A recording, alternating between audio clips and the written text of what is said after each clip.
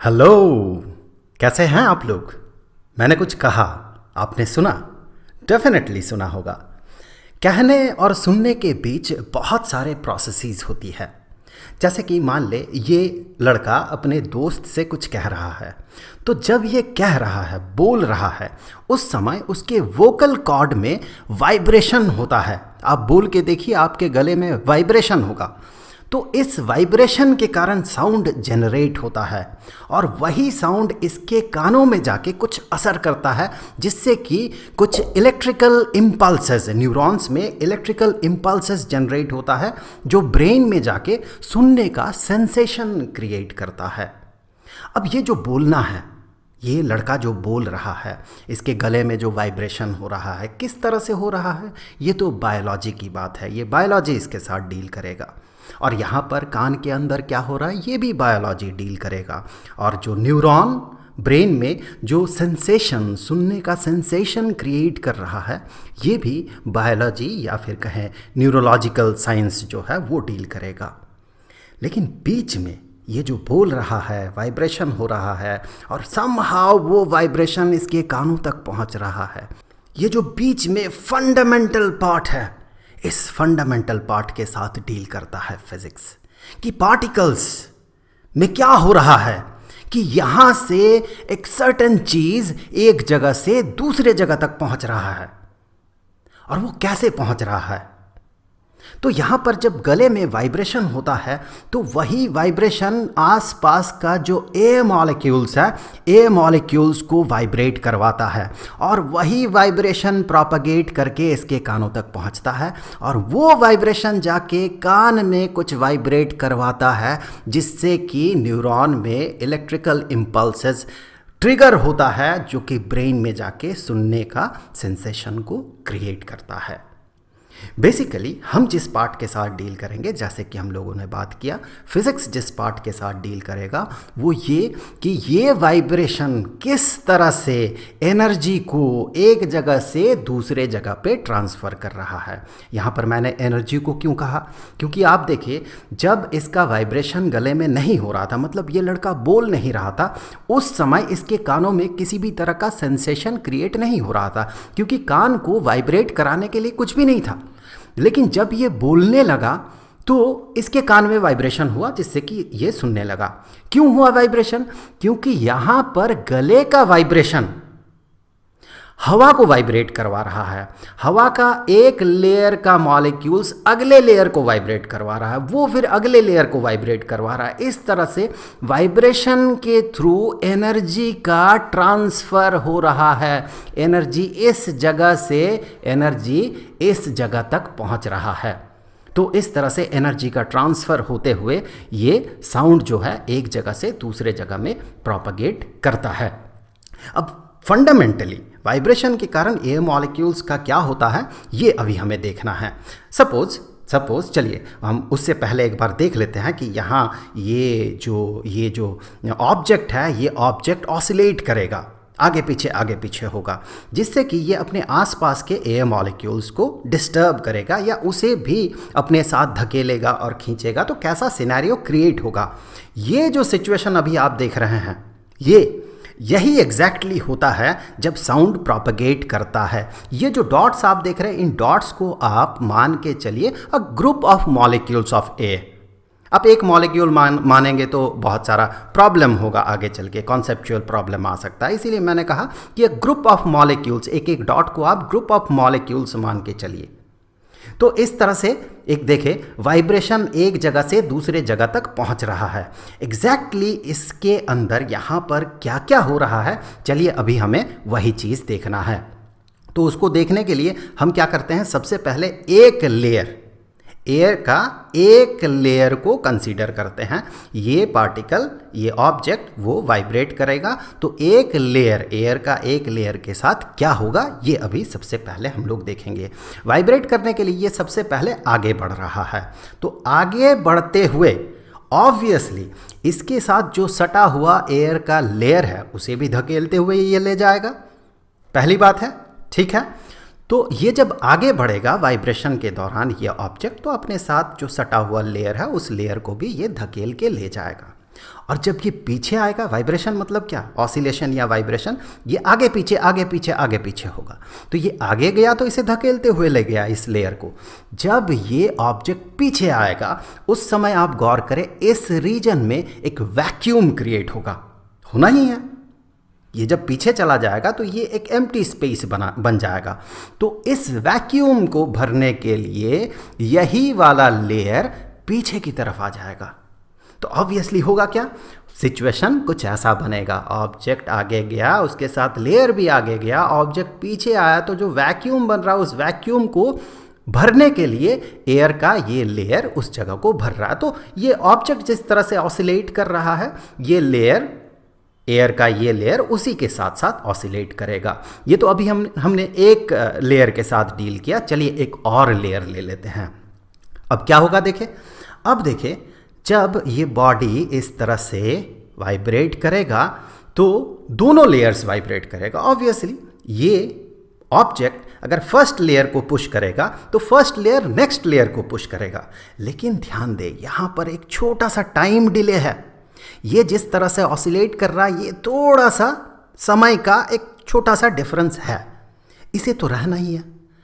आप एक मोमबत्ती जलाइए और क्या करें, आप फूके, 1-1.5 मीटर दूर से आप फूके, आपने फूंक मारा और उसके थोड़ी देर बाद वो जो मोमबत्ती का लौ है वो हिलेगा, थोड़ा सा टाइम लगेगा। May be that time is very small, बहुत छोटा होगा, may be that is 0.1 second या 0.05 सेकेंड या 0.01 सेकेंड, पर समय तो लगेगा, समय तो लगना ही है। आपने जो फूंक मारा, जो प्रेशर क्रिएट किया, उस प्रेशर को प्रोपगेट होने में, आगे बढ़ने में थोड़ा तो समय लगेगा। दैट मीन यहाँ भी वही कॉन्सेप्ट आप लगाइए। ये लेयर आगे बढ़ रहा है तो अगले लेयर पे असर इमीडिएटली नहीं हो सकता है ना, थोड़ा तो समय लगेगा। वो जो थोड़ा सा समय है उसी के कारण यहाँ पर एक टाइम डिले आपको दिख रहा है। उसी के कारण देखिए इस दोनों के ऑसिलेशंस में एक टाइम का गैप आ गया।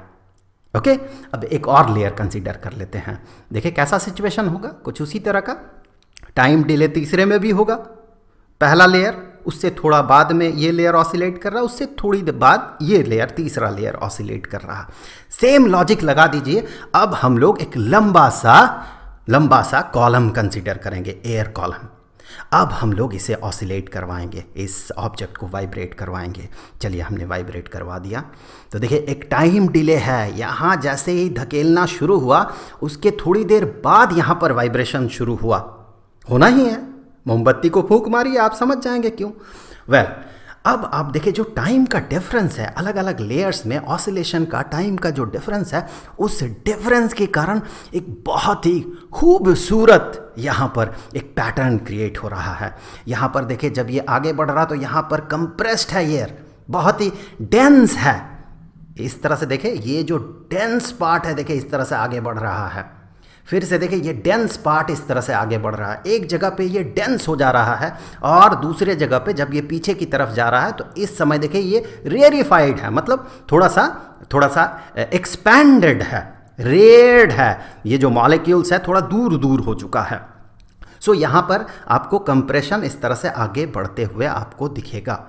आप फिर से एक बार रिपीट कर लेते हैं। यहाँ पर ये जो वाइब्रेट कर रहा है ये अगले लेयर को वाइब्रेट करवा रहा है, वो फिर अपने अगले लेयर को वाइब्रेट कर रहा, वो अगले लेयर को अपना एनर्जी ट्रांसफ़र कर रहा, फिर वो अगले लेयर को ट्रांसफ़र कर रहा और उस एनर्जी ट्रांसफ़र में थोड़ा थोड़ा समय लग रहा है, समय का एक डिफरेंस हो रहा है, जिसके कारण ऑसिलेशन का जो टाइम है इसमें एक डिफरेंस है, जिसके कारण यहाँ पर ये ब्यूटीफुल पैटर्न यहाँ पर क्रिएट हो रहा है। तो इस तरह से जो एनर्जी का ट्रांसफ़र हो रहा है, एक लेयर दूसरे लेयर को, दूसरा तीसरे को, तीसरे चौथे को, जो एनर्जी का ट्रांसफ़र कर रहा है, इस तरह का जब एनर्जी का ट्रांसफ़र होता है तो हम इस चीज़ को, पूरे इस चीज़ को हम वेव कहते हैं। बेसिकली वेव का डेफिनेशन ही यही होता है कि वेव इज़ अ डिस्टर्बेंस। यहाँ पर डिस्टर्बेंस हो रहा है एयर मॉलिक्यूल में।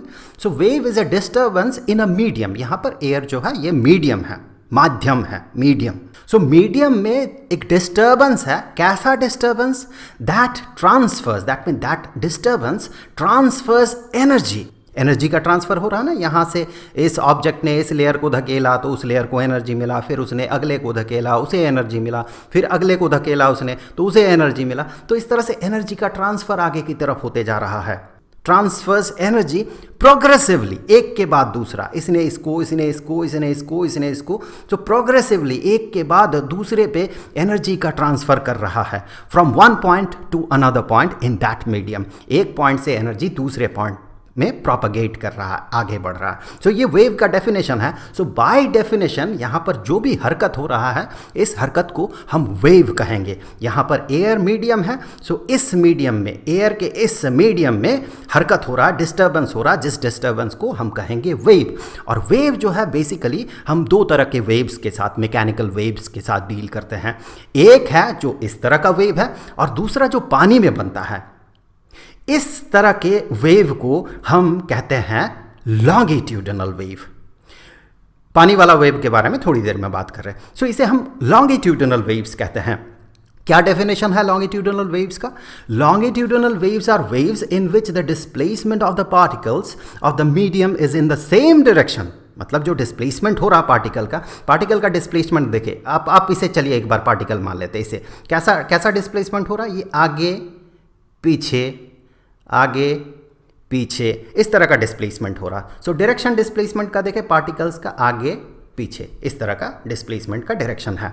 सो longitudinal waves are waves in which the displacement of the particles of the medium is in the same direction as or in the opposite direction to the direction of propagation of the wave. अब direction of propagation of the wave मतलब, सबसे पहले तो देखें propagation of the wave का मतलब क्या है। ये अगर एक वेव है और वेव क्या है? एनर्जी का ट्रांसफर, डिस्टर्बेंस के कारण एनर्जी का ट्रांसफर। तो किस डायरेक्शन में एनर्जी का ट्रांसफर हो रहा है? कहाँ से शुरुआत है एनर्जी का ट्रांसफर का? यहाँ से। इस ऑब्जेक्ट ने एनर्जी दिया, उसने आगे को दिया, फिर आगे वाले को उसने दिया। सो एनर्जी का जो ट्रांसफर है उसका डायरेक्शन ये है, इस डायरेक्शन में एनर्जी ट्रांसफर हो रहा है। सो वेव इस डायरेक्शन में आगे बढ़ रहा है।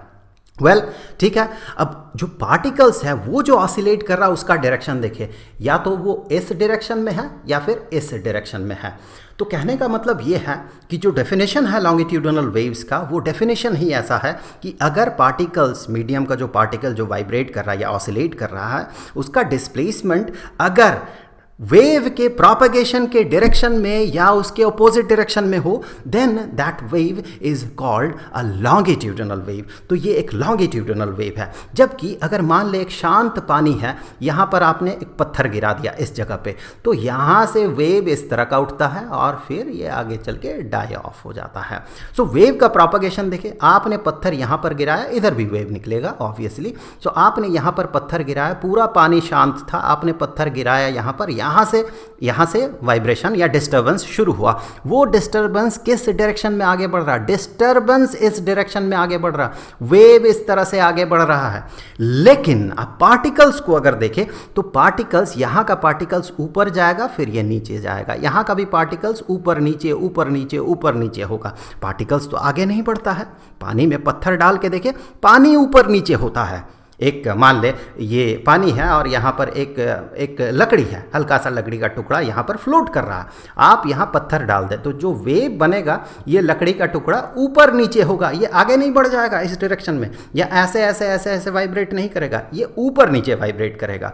इसका मतलब पानी वाले एग्जाम्पल में हमने क्या देखा, अगर पानी में जो वेव बनता है, पानी में अगर पत्थर डाल दे तो जो वेव बनेगा, वो वेव इस डेफिनेशन को सेटिस्फाई नहीं कर रहा है। यहाँ पर पार्टिकल्स का जो डिस्टर्बेंस होगा या फिर जो डिस्प्लेसमेंट होगा, वो डिस्प्लेसमेंट जो वेव का डिस्प्लेसमेंट का डायरेक्शन है या वेव का प्रोपगेशन का जो डायरेक्शन है, उसके साथ 90 डिग्री का एंगल बनाएगा, परपेंडिकुलर होगा। सो वो इस डेफिनेशन को फुलफिल नहीं करता है। ये जो पानी वाला वेव है, इस वेव को कहा जाता है ट्रांसवर्स वेव।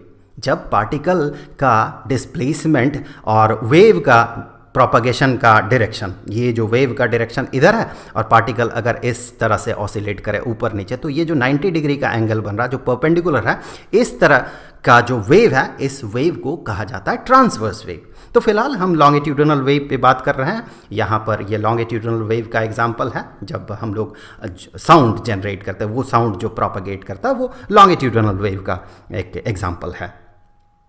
अब यहाँ पर क्या करते हैं, इस चीज़ को, इस डिस्टर्बेंस को एक जगह पे हम लोग क्या करते हैं, पॉज कर देते हैं। चलिए यहाँ पर हमने कर दिया पॉज। अब आप गौर करें कि इस रीजन में, इस वाले रीजन में एयर जो है ये कंप्रेस्ड है, दबा हुआ है। देखिए ये थोड़ा कंप्रेस्ड है, इस रीजन को कहा जाता है कंप्रेशन। और ये इस जगह पे आप गौर करें, यहाँ पर एयर जो है ये थोड़ा सा दूर दूर है मॉलिक्यूल्स, या हम कह सकते हैं ये एक्सपेंडेड है, खाली खाली थोड़ा है, रेयर्ड है, तो इसे रेयरफैक्शन कहा जाता है। सो दो बहुत ही इंपॉर्टेंट चीज़ एक वेव में, या जो लॉन्गिट्यूडिनल वेव है उस लॉन्गिट्यूडिनल वेव में एक बहुत ही इंपॉर्टेंट पार्ट कंप्रेशन और रेयरफैक्शन। इसके साथ रिलेटेड और भी बहुत सारे चीज़ें आपको जानना है, जैसे कि वेवलेंथ क्या होता है वेव का, साथ ही साथ फ्रीक्वेंसी क्या होता है, तो वो हम लोग अगले वीडियो में डिटेल्स में बात करेंगे। फिलहाल इस वीडियो में थोड़ा सा मैं आपको थोड़ा टच करवा देता हूं चीज़ों से। यहाँ पर एक कंप्रेशन बन रहा, वेव तो आगे भी बढ़ा हुआ है, तो आगे एक और नेक्स्ट जो कंप्रेशन होगा, दो कंप्रेशंस के सेंटर्स के बीच का जो डिस्टेंस होगा, उस डिस्टेंस को इस वेव का वेवलेंथ कहा जाता है। आप रेयरफैक्शन से भी ये चीज़ कर सकते हैं। यहाँ पर एक रेयरफैक्शन है, आगे भी आपको एक रेयरफैक्शन मिलेगा। सो दोनों के बीच का जो डिस्टेंस होगा, उस डिस्टेंस को हम कहेंगे वो है इस वेव का वेवलेंथ। और जो यहाँ पर ऑसिलेशन हो रहा है, यहाँ पर ये आगे बढ़ रहा, पीछे जा रहा है, तो एक बार आगे जाके पीछे आने में, जिसके बाद फिर से ये उसी चीज़ को रिपीट करेगा, जैसे ये आगे गया पीछे आया, इसके बाद इसी को ये रिपीट करेगा, फिर से आगे जाएगा फिर पीछे आएगा, फिर आगे जाएगा फिर पीछे आएगा। तो एक बार आगे जाके पीछे आना जो है, इसके लिए इसे कुछ समय लग रहा है, आप उसको दिमाग में रखिए, समय लग रहा है। 1 सेकंड में ये जितना बार इस तरह से इस चीज़ को करेगा, आगे जाना फिर पीछे आना, जितना बार होगा उसे कहा जाता है इसका फ्रीक्वेंसी। ये गया और आया 1 बार, फिर गया और आया 2 बार, फिर गया और आया 3 बार। मान ले 1 सेकंड में 3 बार ये आगे जाता है पीछे आता है, तो इसका जो फ्रीक्वेंसी होगा, ये फ्रीक्वेंसी होगा 3। चलिए इनके बीच बहुत सारे रिलेशंस हैं, इन रिलेशंस के बारे में भी हम लोग बात करेंगे, वो अगले वीडियो में बात करेंगे। फिलहाल यहाँ पर देखें, ये पार्ट जो है इसे हम कंप्रेशन कहते हैं और इस पार्ट को हम कहते हैं रेयरफैक्शन। इस तरह से साउंड का प्रोपगेशन होता है। अब गौर से देखें, अगर मान ले ये मॉलिक्यूल्स यहाँ पर रहता ही नहीं रहता, मॉलिक्यूल्स, एयर नहीं है, वैक्यूम है, तो फिर क्या ये साउंड का प्रोपगेशन होता? क्या ये जो एनर्जी का ट्रांसफ़र हो रहा है इस वाइब्रेटिंग बॉडी से आगे के पॉइंट्स में, ये प्रोपगेशन हो पाता या नहीं होता? प्रोपगेशन एनर्जी का कैसे हो रहा है? इसने इसको धकेला, इसने इसको धकेला, इसने इसको धकेला, इसने इसको धकेला, इसी तरह से जो एक दूसरे को धकेलते हुए आगे बढ़ रहा है, जो एनर्जी का ट्रांसफ़र हो रहा है, वही तो वेव है। इस तरह का जो वेव है वही तो ये वेव है, जो साउंड वेव है। अब अगर ये मॉलिक्यूल्स, धकेलने वाला एलिमेंट ही नहीं रहता, तो फिर एनर्जी का ट्रांसफ़र कैसे होता? ये हिलते रहता और एनर्जी का ट्रांसफ़र बिल्कुल नहीं होता, क्योंकि कौन ले जाता है एनर्जी को? किसके थ्रू काइनेटिक एनर्जी का ट्रांसफ़र होता? कोई है ही नहीं मॉलिक्यूल, तो ट्रांसफ़र भी नहीं होता। इसीलिए कहा जाता है कि साउंड वेव को प्रोपगेट करने के लिए मीडियम की ज़रूरत होती है। वैक्यूम में साउंड प्रोपगेट नहीं कर सकता है। इसके लिए एक बहुत अच्छा एक डेमोन्स्ट्रेशन है, एक आप इसे एक्सपेरिमेंट कह सकते हैं कि एक इस तरह का जार है, इस जार के अंदर एक बेल भर दिया गया। ये जो की है बैटरी के साथ जुड़ा हुआ है, ऑब्वियसली की को जब दबाएंगे, स्विच को जब ऑन करेंगे तो ऑब्वियसली करंट पास होगा यहाँ से, जिसके कारण बेल में रिंग होगा। आप नॉर्मली इस की को दबा के देखें तो ये जो बेल में रिंग होगा वो आपको सुनाई देगा। फिर क्या है कि इसे वैक्यूम पंप के साथ जोड़ा गया है। फिर इससे अंदर का जो हवा है, उस हवा को अगर बाहर निकाल दिया जाए तो फिर ये बेल जो है ये तो बजते जाएगा, मतलब इसमें स्ट्राइक तो करेगा, ये इस तरह से स्ट्राइक करेगा, लेकिन साउंड यहाँ से आगे बिल्कुल भी बाहर नहीं निकलेगा, क्योंकि साउंड को प्रोपगेट होने के लिए जो मीडियम की ज़रूरत है वो मीडियम ही नहीं है। तो यहाँ से एनर्जी आगे कैसे बढ़ेगा? यहाँ से एनर्जी बाहर निकल ही नहीं पाएगा, क्योंकि इस जगह पे वैक्यूम है। सो ये एक डेमोन्स्ट्रेशन है जो आपको ये क्लियरली इंडिकेट कर देगा कि साउंड वेव को प्रोपगेट करने के लिए मीडियम की ज़रूरत होती है। तो मुझे उम्मीद है ये वीडियो, जो कि इंट्रोडक्टरी वीडियो था, ये वीडियो आपके लिए हेल्पफुल रहा होगा। अब अगले वीडियो में हम लोग जो साउंड वेव का प्रोपगेशन है इससे रिलेटेड, जैसे कि फ्रीक्वेंसी हो गया, फिर वेवलेंथ हो गया, इन सब चीज़ों पे बात करेंगे। उस वीडियो का लिंक आपको यहाँ पर स्क्रीन पे मिल जाएगा, यहाँ क्लिक करके आप उस वीडियो को देख सकते हैं। अब जाते जाते मैं आपको बता दूँ कि इस पूरे चैप्टर का जो प्लेलिस्ट है उसका लिंक आपको नीचे डिस्क्रिप्शन में मिल जाएगा। आई होप कि अगले वीडियो में फिर मुलाकात होगी, तो मिलेंगे आपसे अगले वीडियो में। तब तक के लिए खुश रहें। Good bye.